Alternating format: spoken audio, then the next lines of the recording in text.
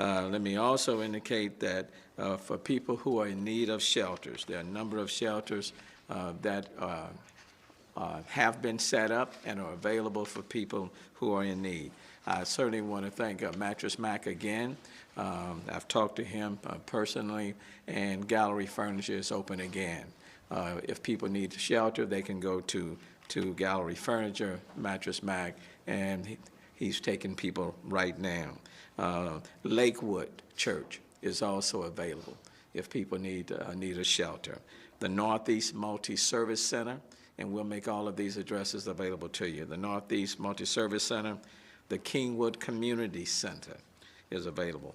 Harvest Time Church, that's Bishop Beatty, that's in the Greenspoint area, is available. The Acres Home Multi-Service Center is available.